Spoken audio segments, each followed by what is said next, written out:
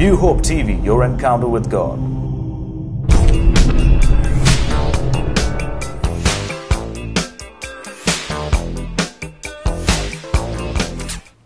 Hello and God bless you.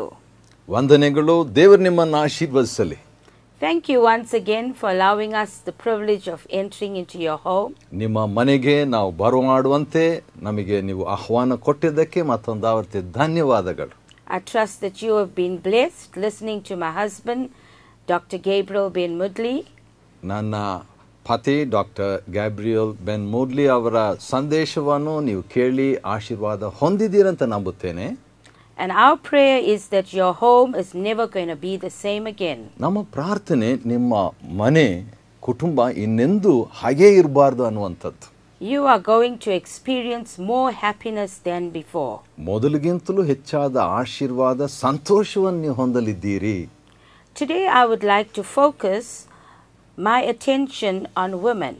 ಇಂದು ನಾನು ಸ್ತ್ರೀಯರನ್ನು ಕೇಂದ್ರೀಕರಿಸಿ ಮಾತನಾಡ ಬಯಸುತ್ತೇನೆ. Women, we are blessed and called of God. ಸ್ತ್ರೀಯರಾದ ನಾವು ಆಶೀರ್ವದಿಸಲ್ಪಟ್ಟವರು, ದೇವರಿಂದ ಕರೆಯಲ್ಪಟ್ಟವರು. You need to accept yourself. ನೀವು ನಿಮ್ಮನ್ನು ಸ್ವೀಕಾರ ಮಾಡತಕ್ಕದ್ದು. Remember, the Bible says you are wonderfully and perfectly created in the image of God. ದೇವರ ಪರಿಪೂರ್ಣವಾದ ರೂಪದಲ್ಲಿ, ಸ್ವರೂಪದಲ್ಲಿ ಪೂರ್ಣವಾಗಿ ಅತಿಶಯವಾಗಿ ನೀವು ಸೃಷ್ಟಿಸಲ್ಪಟ್ಟಿದ್ದೀರಿ. So you need to embrace yourself today. ಆದುದರಿಂದ ಇಂದು ನೀವು ನಿಮ್ಮನ್ನು ಅಪ್ಪಿಕೊಳ್ಳತಕ್ಕದ್ದು. And know that you are very special. ನೀವು ವಿಶೇಷವಾದವರಂತ ತಿಳ್ಕೊಳ್ಳತಕ್ಕದ್ದು. Stop comparing yourself with somebody else. ಬೇರೆಯವರ ಜೊತೆಯಲ್ಲಿ ನಿಮ್ಮನ್ನು ಹೋಲಿಕೆ ಮಾಡೋದನ್ನು ನಿಲ್ಲಿಸಿಬಿಡ್ರಿ. Know that you are God's masterpiece, special and unique. ನೀವು ದೇವರ ಅನುಪಮವಾದಂಥ ಕೈಕೆಲಸವಾಗಿದ್ದೀರಿ ಎಂಬುದನ್ನು ತಿಳ್ಕೊಳ್ರಿ. So God wants you to be a confident woman. ದೇವರು ನೀವು ಭರವಸೆಯುಳ್ಳಂಥ ಸ್ತ್ರೀಯಾಗಿರ ಬಯಸ್ತಾನೆ. Remove insecurities out of your life. ನಿಮ್ಮ ಜೀವನದಿಂದ ಅಭದ್ರತೆಯನ್ನು ತೊಲಗಿಸಿಬಿಡ್ರಿ. Don't think less of yourself. Know that you are God's very best. ನೀವು ಬಹಳ ಕಡಿಮೆ ಕೀಳಂತ ತಿಳ್ಕೊಬೇಡ್ರಿ. ದೇವರ ಉತ್ತಮ ನೀವಾಗಿದ್ದೀರಿ. At ladies' conferences and marriage encounters, I always say to ladies, ಮಹಿಳೆಯ ಕೂಟಗಳಲ್ಲಿ, ಸಮ್ಮೇಳನಗಳಲ್ಲಿ ನಾನು ಯಾವಾಗಲೂ ಸ್ತ್ರೀಯರಿಗೆ ಮಾತು ಹೇಳ್ತೇನೆ. nobody can take the place of you. You are you. ನಿಮ್ಮ ಸ್ಥಳವನ್ನು ಬೇರೆ ಯಾರೂ ತಗೊಳ್ಳಿಕ್ಕೆ ಸಾಧ್ಯ ಇಲ್ಲ. ನೀವೇ ನೀವು. So remember today, ladies, you have a special anointing over your lives. ಆದುದರಿಂದ ಮಹಿಳೆಯರೇ ತಿಳ್ಕೊಳ್ರಿ, ನಿಮ್ಮ ಜೀವನದ ಮೇಲೆ ದೇವರ ಅಭಿಷೇಕ ಇದೆ. We are the first to wake up in the morning, the last to go to sleep. ನಾವೇ ಪ್ರಥಮವಾಗಿ ಬೆಳಗ್ಗೆ ಬೇಗನೆ ಏಳುವವರು, ಕೊನೆಯದಾಗಿ ರಾತ್ರಿ ಮಲಗುವವರು. We will do everything in between, still be at the best at what we do. ಮಧ್ಯದಲ್ಲಿ ಬಹಳಷ್ಟು ಕಾರ್ಯಗಳನ್ನು ಮಾಡಿದರೂ ಕೂಡ ನಾವು ಉತ್ತಮವಾಗಿ ಮಾಡಲಿಕ್ಕೆ ಯತ್ನಿಸ್ತೇವೆ. No wonder Proverbs 31 verse 23 says, ಜ್ಞಾನೋಕ್ತಿ 31:23 ಆಶ್ಚರ್ಯವಾಗಿ ಹೇಳಿದ ಮಾತು, a husband is known in the gates when he sits amongst the elders of the land. ಆ ಒಂದು ದೇಶದ ಹಿರಿಯರ ಜೊತೆಯಲ್ಲಿ ಯಜಮಾನನು ಕೂತ್ಕೊಳ್ಳುವಾಗ ಪ್ರಧಾನ ದ್ವಾರದ ಬಳಿ ಕೂತ್ಕೊಳ್ತಾನೆ. Verse 28 says, her children rise up and call her blessed. 28ನೇ ವಚನದಲ್ಲಿ ಮಕ್ಕಳು ಎದ್ದು ನೀನು ಆಶೀರ್ವದಿಸಲ್ಪಟ್ಟವಳು ಅಂತ ಹೇಳ್ಬಿಟ್ಟು ಆಕೆಗೆ ಹೇಳ್ತಾರೆ. Remember, this is your reward. You did not ask for it, but earned it. ನೋಡ್ರಿ, ಇದು ನಿಮ್ಮ ಪ್ರತಿಫಲ. ಇದಕ್ಕಾಗಿ ನೀವು ಪ್ರಯಾಸ ಪಡಲಿಲ್ಲ, ಆದರೆ ಒದಗಿಸಲ್ಪಟ್ಟದ್ದು. Our testimony speaks more than words. ನಮ್ಮ ಮಾತುಗಿಂತಲೂ ನಮ್ಮ ಸಾಕ್ಷಿ ಬಲವಾಗಿ ಮಾತಾಡ್ತದೆ. A word to the wives today. ಒಂದು ಜ್ಞಾನವಂತರಿಗೆ ಬೇಕಾದ ಮಾತು. Ephesians 5:22-33. ಎಫೆಸ 5:22-33 ವಚನಗಳು speaks about husbands and wives. ಗಂಡ ಹೆಂಡತಿಯರ ಬಗ್ಗೆ ಮಾತನಾಡಲ್ಪಟ್ಟಿದೆ. God has created us as helpmeets to our husbands. ದೇವರು ನಮ್ಮನ್ನು ನಮ್ಮ ಗಂಡಂದರಿಗೆ ಸಹಾಯಕರನ್ನಾಗಿ ನಿರ್ಮಿಸಿದ್ದಾನೆ. Our responsibility is to protect them, love them, and care for them. ನಮ್ಮ ಹೊಣೆ ಏನಂತ ಹೇಳಿದ್ರೆ ಅವರನ್ನು ಪ್ರೀತಿಸಿ ಭದ್ರಪಡಿಸಿಕೊಳ್ಳುವಂಥದ್ದು ನಮ್ಮ ಹೊಣೆ. Likewise, husbands to their wives. ಅದೇ ರೀತಿಯಾಗಿ ಗಂಡಂದರು ಸಹ ಹೆಂಡತಿಯರಿಗೆ. Ladies, we are here to complete our husbands, not to compete with them. ಸ್ತ್ರೀಯರೇ, ನಾವು ನಮ್ಮ ಗಂಡಂದರೊಂದಿಗೆ ಸ್ಪರ್ಧಿಸಲಲ್ಲ, ಪರಿಪೂರ್ಣಗೊಳಿಸಲು ಇದ್ದೇವೆ. Nobody is better than each other, but we all are unique. ಒಬ್ಬರಿಗಿಂತಲೂ ಮತ್ತೊಬ್ಬರು ಮೇಲಲ್ಲ, ಆದರೆ ಇಬ್ಬರು ಕೂಡ ಅನುಪಮ. You have your own DNA, so be proud of who you are. ನಿಮ್ಮದೇ ಆದಂಥ ಪ್ರತ್ಯೇಕತೆ DNA ಇದೆ, ಆದುದರಿಂದ ನೀವು ಎಚ್ಚರಗೊಳ್ಳಿರಿ. Many marriages are under attack today. ಇವತ್ತಿನ ದಿವಸ ಬಹಳ ದಾಂಪತ್ಯದ ಮೇಲೆ ದಾಳಿಗಳುಂಟು. It is important that we as husbands and wives find security in each other and in Christ Jesus. ಪತಿ ಪತ್ನಿಯರಾದ ನಾವುಗಳು ಕ್ರಿಸ್ತನಲ್ಲಿ ನಮ್ಮ ಭದ್ರತೆಯನ್ನು ಕಂಡುಕೊಳ್ಳತಕ್ಕದ್ದು. This protects your bond in marriage against the attack of the devil. ಇದು ಸೈತಾನನ ದಾಂಪತ್ಯದ ಮೇಲೆ ಇರುವಂತ ದಾಳಿಯಿಂದ ನಮ್ಮನ್ನು ಕಾಪಾಡುತ್ತದೆ. You see, John 10:10 tells us, ನೋಡ್ರಿ, ಯೋಹಾನ 10:10 ಹೇಳ್ತದೆ, the thief comes to kill, to steal and to destroy. ಕಳ್ಳನು ಬರುವಂತದ್ದು ಕದ್ದುಕೊಳ್ಳುವುದಕ್ಕೂ, ನಾಶ ಮಾಡುವುದಕ್ಕೂ, ಕೊಲ್ಲುವುದಕ್ಕೂ. And we understand today so many homes are under attack and marriages under attack. ಆದರೆ ಈ ದಿವಸಗಳಲ್ಲಿ ಬಹಳಷ್ಟು ಕುಟುಂಬಗಳು, ಮನೆಗಳು ದಾಳಿ ಮೇಲೆ ದಾಳಿ ಆಗಿದೆ. Because of misunderstanding, because of contention, strife, and little irritations that come into our lives. ಇದಕ್ಕೆ ಕಾರಣ ಏನಂತ ಹೇಳಿದ್ರೆ, ನಮ್ಮ ಜೀವನದಲ್ಲಿ ಬರುವಂತ ಚಿಕ್ಕ ಚಿಕ್ಕ ಕೆಣಕುವಿಕೆ, ಕೋಪ, ದ್ವೇಷ, ಜಗಳ ಮುಂತಾದವುಗಳು. You see, when husbands and wives do not agree, the enemy can come in and steal their joy. ಪತಿ ಪತ್ನಿಯರು ಒಬ್ಬರಿಗೊಬ್ಬರು ಸಮ್ಮತಿಸದೆ ಹೋದರೆ ವೈರಿ ಬಂದು ಅವರ ಆನಂದವನ್ನು ಕದ್ದು ಬಿಡ್ತಾನೆ. And once husbands and wives are unhappy, the whole family is unhappy. ಪತಿ ಪತ್ನಿಯರು ಸಂತೋಷವಾಗಿ ಇಲ್ಲದಿದ್ದಾಗ ಏನಾಗ್ತದೆ, ಇಡೀ ಕುಟುಂಬವೇ ಅಸಂತೋಷಕ್ಕೆ ಒಳಗಾಗ್ತದ್ರಿ. So ladies, remember today we have an important role to play. ಆದುದರಿಂದ ಮಹಿಳೆಯರೇ ನೆನಪಿಟ್ಟುಕೊಳ್ಳ್ರಿ, ನಾವು ಪ್ರಾಮುಖ್ಯವಾದಂಥ ಒಂದು ಪಾತ್ರವನ್ನು ವಹಿಸಲಿಕ್ಕಿದ್ದೇವೆ. We have to be that helpmeet God wants us to be, to maintain happiness in our marriages and in our homes.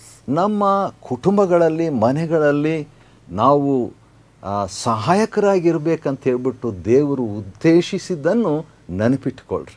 And you need to believe today that John 10:10 tells us, the second part, we can enjoy abundant life, the Zoe life in Christ Jesus.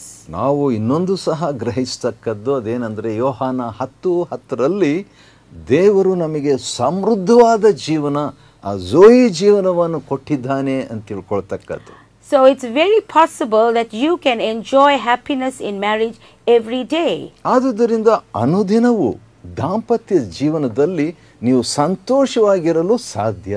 Well, we are married now for 31 years and we have been experiencing happiness in marriage every day.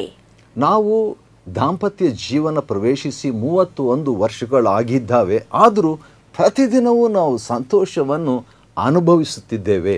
And this is only because we allow ourselves to be open to the Lord Jesus Christ. ಇದಕ್ಕೆ ಕಾರಣ ಏನಂದ್ರೆ, ನಾವು ಕರ್ತನಾದ ಯೇಸು ಕ್ರಿಸ್ತನಿಗೆ ತೆರೆದ ಮನಸ್ಸುಳ್ಳವರಾಗಿದ್ದೇವೆ. You see, no marriage is perfect. ನೋಡ್ರಿ, ಯಾವುದೇ ದಾಂಪತ್ಯ ಪರಿಪೂರ್ಣ ಅಲ್ಲ, but we all strive to the mark of perfection. ಆದರೆ ಪರಿಪೂರ್ಣತೆ ಎಡೆಗೆ ನಾವೆಲ್ಲರೂ ಸಾಗಬೇಕು. We're not a perfect couple talking to you. ನಾವು ಪರಿಪೂರ್ಣವಾದಂತ ದಂಪತಿಗಳಾಗಿ ನಾವೇನು ಮಾತಾಡ್ತಾ ಇಲ್ಲ. We have our challenges, we have our difficulties. ನಮಗೆ ಕಷ್ಟಗಳು, ಸವಾಲುಗಳು ಇದ್ದೇ ಇವೆ. but we're able to allow God by the power of His Holy Spirit to help us to come into alignment with the Word of God. ಆದರೆ ನಮ್ಮ ಜೀವನವನ್ನು, ದಾಂಪತ್ಯ ಜೀವನವನ್ನು ಪವಿತ್ರಾತ್ಮನ ಶಕ್ತಿಯಿಂದ ದೇವರ ವಾಕ್ಯಕ್ಕೆ ಅನುಸಾರವಾಗಿ ನಾವು ನಮ್ಮನ್ನು ಕ್ರಮಪಡಿಸಿಕೊಳ್ತೇವೆ. And hence we are able to overcome difficulties and be happy together. ಈ ಮೂಲಕವಾಗಿ ಕಷ್ಟಗಳನ್ನು, ಸವಾಲುಗಳನ್ನು ನಾವು ಜಯಿಸಿಬಿಟ್ಟು ಒಟ್ಟಾಗಿ ನಾವು ಬಾಳ್ತಿದ್ದೇವೆ. So today what we are talking to you is living reality. ಆದುದರಿಂದ ನಾವು ಇಂದು ಮಾತಾಡ್ತಾ ಇರುವಂಥದ್ದು ನಿಜತ್ವ ಮತ್ತು ಅದು ನಮ್ಮ ಜೀವನದಲ್ಲಿ ಇರುವಂಥದ್ದು. So we live this life of happiness. ನಾವು ಈ ಜೀವನ, ಸಂತೋಷದ ಜೀವನ ಜೀವಿಸ್ತಾ ಇದ್ದೇವೆ. And we want you to enjoy this life of happiness. ನೀವು ಕೂಡ ಈ ಸಂತೋಷದ ಜೀವನವನ್ನು ಅನುಭವಿಸಬೇಕು. All you got to do is make those little adjustments. ನೀವೇನ್ ಮಾಡ್ಬೇಕಂದ್ರೆ ಆ ಚಿಕ್ಕ ಚಿಕ್ಕ ಅನ್ವಯಗಳನ್ನು ನೀವು ಅನುಸರಿಸಿ ಹೋಗ್ಬೇಕಾಗ್ತದೆ. You see, sometimes in marriage we become too stubborn. ನೋಡ್ರಿ, ಕೆಲವು ಸಾರಿ ನಮ್ಮ ದಾಂಪತ್ಯ ಜೀವನದಲ್ಲಿ ಬಹಳ ಹಠಮಾರಿಗಳಾಗ್ಬಿಡ್ತೇವೆ. And we become too familiar with one another. ಒಬ್ಬರಿಗೊಬ್ಬರು ಬಹಳಷ್ಟು ನಾವು ಸುಪರಿಚಿತರಾಗಿ ಬಿಡ್ತೇವೆ. So we don't want to make the adjustments. ನಾವು ಒಬ್ಬರಿಗೊಬ್ಬರು ಹೊಂದಿ ಹೋಗ್ಲಿಕ್ಕೆ ಬಯಸೋದಿಲ್ಲ. And so often we find, because of these little issues in our marriages, ಈ ರೀತಿಯಾಗಿ ಚಿಕ್ಕ ಚಿಕ್ಕ ಸಮಸ್ಯೆಗಳು ನಮ್ಮ ಕುಟುಂಬದಲ್ಲಿ ಬಂದ್ಬಿಟ್ಟು couples end up in divorce courts. ಮತ್ತು ದಂಪತಿಗಳು ವಿವಾಹ ವಿಚ್ಛೇದನಕ್ಕೆ ಹೋಗ್ಬಿಡ್ತಾರೆ. And this is not God's will for us. ಇದು ಖಂಡಿತವಾಗಿ ದೇವರ ಚಿತ್ತ ನಮಗೋಸ್ಕರವಾಗಿ ಅಲ್ಲವೇ ಅಲ್ಲ. So ladies, today is a special day where you can make things happen in your home. ಆದುದರಿಂದ ಮಹಿಳೆಯರೇ, ನೀವು ಇಂದು ನಿಮ್ಮ ಜೀವನದಲ್ಲಿ, ಕುಟುಂಬದಲ್ಲಿ ಕಾರ್ಯ ಸಾಧಿಸುವವರಾಗಿರ್ರಿ. Remember, we can do all things through Christ Jesus, who gives us the strength and the ability. ನಮ್ಮನ್ನು ಬಲಪಡಿಸುವ ಕ್ರಿಸ್ತನ ಮೂಲಕವಾಗಿ ನಾವು ಎಲ್ಲವನ್ನು ಮಾಡಲಿಕ್ಕೆ ಶಕ್ತರು. My attention to mothers today. ಇವತ್ತಿನ ದಿವಸ ತಾಯಂದಿರ ಕಡೆಗೆ ನಾನು ಗಮನ ಕೊಡ್ತೇನೆ. We have a God-given responsibility to our children. ನಮ್ಮ ಮಕ್ಕಳಿಗೋಸ್ಕರವಾಗಿ ದೇವರು ಕೊಟ್ಟಂತ ಹೊಣೆ ನಮಗುಂಟು. Napoleon Bonaparte once said, Napoleon Bonaparte ಅವರು ಒಂದು ಸಾರಿ ಹೇಳಿದ ಹೇಳಿಕೆ, "The one that rocks the cradle rules the world." ಯಾವ ಒಂದು ತೊಟ್ಟಲನ್ನು ಅಲ್ಲಾಡಿಸುವಂಥವರೇ ಅವರು ಲೋಕವನ್ನು ಆಳುವವರೆಂಬುದಾಗಿ. So mothers, we have an anointing to bring up prophets, priests and great men and women in our home. ಆದುದರಿಂದ ತಾಯಂದಿರೇ, ನಾವು ಪ್ರವಾದಿಗಳನ್ನು ಮತ್ತು ಮಹಾ ಭಕ್ತಾದಿಗಳನ್ನು, ಸ್ತ್ರೀ ಪುರುಷರನ್ನು ತಗೊಂಡು ಬರೋದಕ್ಕೆ ಹೊಣೆ ಹೊತ್ತವರು. Remember, raising up your children is a God-given responsibility. ಹೌದು, ಮಕ್ಕಳನ್ನು ನಾವು ಬೆಳೆಸುವಂಥದ್ದು ಅದು ದೇವರು ಕೊಟ್ಟಂತ ಅಭಿಷೇಕ್ತಯುಕ್ತವಾದಂಥ ಒಂದು ಹೊಣೆ. So the foundation you set for your children at the beginning is critical and crucial. ಆದುದರಿಂದ ನಾವು ಮಕ್ಕಳ ವಿಷಯದಲ್ಲಿ ಹಾಕುವಂತ ಅಸ್ತಿವಾರ, ಪ್ರಾರಂಭ ಅದು ಪ್ರಾಮುಖ್ಯ ಮತ್ತು ಕೇಂದ್ರೀಕೃತವಾದದ್ದು. God has entrusted you to mold and shape lives that He has put into your hands. ನಿಮ್ಮ ಕೈಯಲ್ಲಿ ಆತನು ಕೊಟ್ಟಂತ ಆ ಜೀವನವನ್ನು ನೀವು ರೂಪಿಸಬೇಕಂತ ದೇವರು ಬಯಸ್ತಾನೆ. And we need to believe today that it's very possible for our children to grow up in the ways of the Lord. ಮತ್ತು ನಮ್ಮ ಮಕ್ಕಳು ದೇವರ ಮಾರ್ಗದಲ್ಲಿ, ಭಯಭಕ್ತಿಯಲ್ಲಿ ನಡೆಸಲು, ಬೆಳೆಸಲು ನಮಗೆ ಆ ಒಂದು ಅವಕಾಶ ಉಂಟು. Proverbs chapter 3 verse 5 and 6 says, ಜ್ಞಾನೋಕ್ತಿ 3ನೇ ಅಧ್ಯಾಯ 5-6 ವಚನ ಹೇಳ್ತದೆ, "Train up a child in the way he should go, and when he is old he will not depart from the truth." ಮಗುವನ್ನು ನೀವು ಸಾಗತಕ್ಕಂಥ ಆ ಮಾರ್ಗದಲ್ಲಿ ನೀವು ಬೆಳೆಸಿದ್ರೆ ಆ ಮಗು ದಾರಿ ಹಿಡಿಯೋದಿಲ್ಲ, ದಾರಿ ತಪ್ಪೋದಿಲ್ಲ. And again, we have to train up our children, and it's very possible that our children can follow in our footsteps. ನಮ್ಮ ಮಕ್ಕಳು ಆಗ ನಮ್ಮ ಮಾದರಿಯಲ್ಲಿ ಹೆಜ್ಜೆ ಜಾಡಿನಲ್ಲಿ ನಡೀತಾರೆ.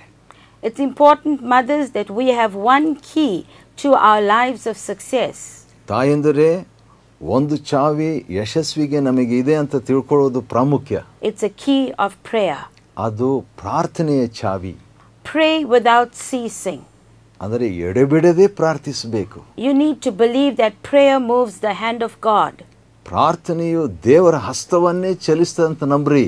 Even though you might be going through some challenges with your children today, ಇವತ್ತು ನಿಮ್ಮ ಮಕ್ಕಳ ಜೊತೆಯಲ್ಲಿ ಕೆಲವು ಸವಾಲುಗಳನ್ನು ನೀವು ಅನುಭವಿಸ್ತಿದ್ರು, don't give up. Believe that God is able to bring them through victoriously. ಬಿಟ್ಟು ಕೊಡಬೇಡ್ರಿ. ದೇವರು ಅವರನ್ನು ಯಶಸ್ವಿಗೆ ಜಯಶಾಲಿಗಳಾಗಿ ಮಕ್ಕಳನ್ನು ನಡೆಸ್ತಾನಂತ ನಂಬ್ರಿ. The Bible says prayer moves the mountains. Bible ಹೇಳ್ತದೆ ಪ್ರಾರ್ಥನೆಯು ಪರ್ವತವನ್ನೇ ಚಲಿಸ್ತದೆ ಅಂತ ಹೇಳ್ಬಿಟ್ಟು. We're able to pull down every stronghold of the devil. ಮತ್ತು ಸೈತಾನ ಪ್ರತಿ ಕೋಟೆ ಕೊತ್ತಲುಗಳನ್ನು ಅದು ಕೆಡವಿ ಬಿಡ್ತದಂತ್ರಿ. Today you need to believe that God inside of you is bigger than your problem. ನೋಡ್ರಿ, ಇವತ್ತು ನಿಮ್ಮ ಒಳಗಿರುವಂತ ದೇವರು ನಿಮ್ಮ ಸಮಸ್ಯೆಗಿಂತಲೂ ದೊಡ್ಡ ಆತನು. It's bigger than your difficulties. ನಿಮ್ಮ ಕಷ್ಟಗಳಿಗಿಂತಲೂ ಆತನು ದೊಡ್ಡ ಆತನು. He's bigger than everything that you're going through. ನೀವು ಹಾದು ಹೋಗುವಂತ ಕಷ್ಟಾನುಭವಗಳಿಗಿಂತಲೂ ಆತನು ದೊಡ್ಡವನು. All you got to do is trust him today. ನೀವೇನ್ ಮಾಡ್ಬೇಕಿಷ್ಟೇ ಆತನ ನಂಬ್ರಿ. And take him at his word. ಆತನ ಮಾತಿಗೆ ಒಳಪಡ್ರಿ. And believe that if God is for you, ದೇವರು ನಿಮ್ಮ ಪರವಾಗಿದ್ರೆ who can be against you? ಯಾರು ನಿಮಗೆ ವಿರುದ್ಧವಾಗಿರ್ತಾರೆ? So you need to believe in yourself today and believe in God. ಆದ ಕಾರಣ ನಿಮ್ಮಲ್ಲಿ ಭರವಸೆ ಇಡ್ರಿ, ದೇವರಲ್ಲಿಯೂ ನಂಬಿರಿ. And I want to say to you again, it is very possible ಇದು ಸಾಧ್ಯ ಅಂತ ಹೇಳ್ಬಿಟ್ಟು ಮತ್ತೊಂದು ಆವರ್ತಿ ನಿಮಗೆ ಹೇಳ್ತೇನೆ. to live and to enjoy happiness at home. ಮನೆಯಲ್ಲಿ ಸಂತೋಷವಾಗಿ ಇರುವುದಕ್ಕೂ ಅನುಭವಿಸುವುದಕ್ಕೂ ಸಾಧ್ಯ. Know today that you can have a happy marriage. ನಿಮಗೆ ಸಂತೋಷವಾದಂತ ಕುಟುಂಬ ದಾಂಪತ್ಯ ಜೀವನ ಸಾಧ್ಯ. And you can enjoy a happy family life. ಒಂದು ಸಂತೋಷವಾದ ಕುಟುಂಬವನ್ನು ಅನುಭವಿಸಲು ನಿಮಗೆ ಸಾಧ್ಯ. And believe that God is the head of your home. ದೇವರೇ ನಿಮ್ಮ ಕುಟುಂಬದ ಶಿರಸ್ ಅಂತ ನೀವು ನಂಬಿರಿ. If he is the Christ in your home, that is the head, then remember all things are going to be possible. ಕ್ರಿಸ್ತನೇ ನಿಮ್ಮ ಯಜಮಾನನು ಕುಟುಂಬಕ್ಕೆ ಇದ್ದರೆ ಎಲ್ಲವೂ ನಿಮಗೆ ಸಾಧ್ಯ. For those that are going through challenges today in your marriages or with your children, ನಿಮ್ಮ ಮಕ್ಕಳ ವಿಷಯದಲ್ಲಿ ಅಥವಾ ದಾಂಪತ್ಯ ವಿಷಯದಲ್ಲಿ ಯಾರ್ಯಾರಿಗೆ ಕಷ್ಟದ ಅನುಭವಗಳಿದೆಯೋ, I invite you to hand over your problem to Jesus. ಯೇಸು ಕ್ರಿಸ್ತನಿಗೆ ನಿಮ್ಮ ಸಮಸ್ಯೆಗಳನ್ನು ಸವಾಲುಗಳನ್ನು ಒಪ್ಪಿಸಿಬಿಡ್ರಿ. Because the Bible says God is our refuge and strength, a very present help in the time of trouble. ನಮ್ಮ ಕಷ್ಟಕಾಲದಲ್ಲಿ ನಾವು ಮೊರೆ ಇಡುವಾಗ ಆತನು ನಮಗೆ ಸಹಾಯಕನಾಗಿದ್ದು, ಆತನು ನಮಗೆ ಶರಣನು ಆಗಿದ್ದು ನಮ್ಮ ನಡೆಸ್ತಾನಂತ ಬೈಬಲ್ ಹೇಳ್ತದೆ.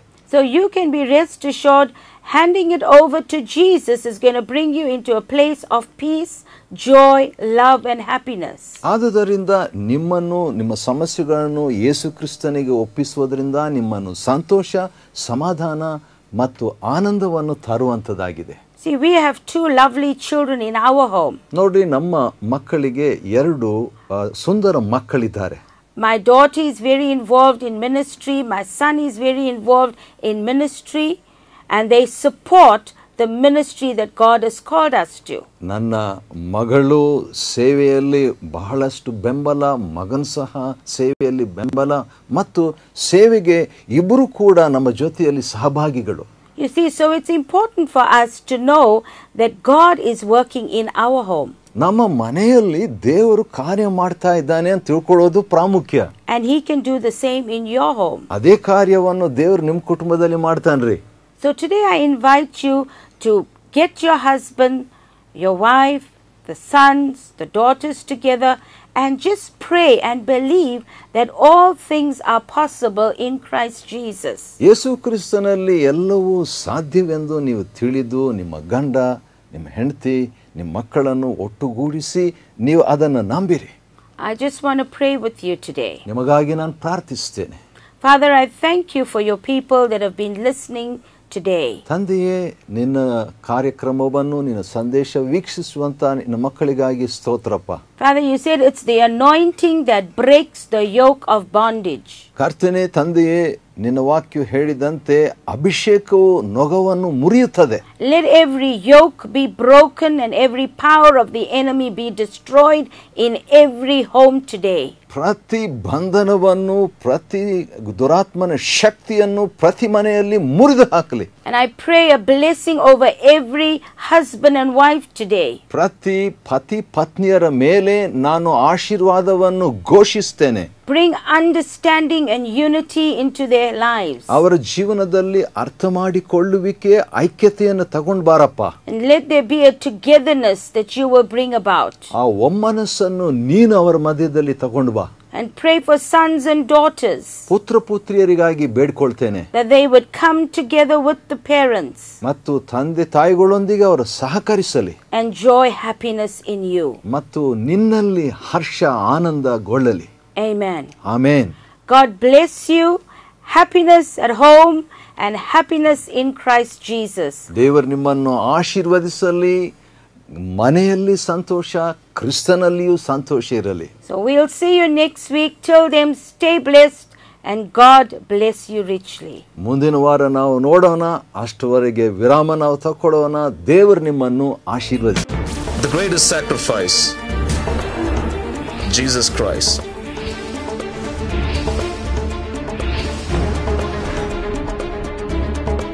The Prince of Peace, the Father of Compassion, the Redeemer of mankind, brings new hope into your life. New Hope TV, your encounter with God.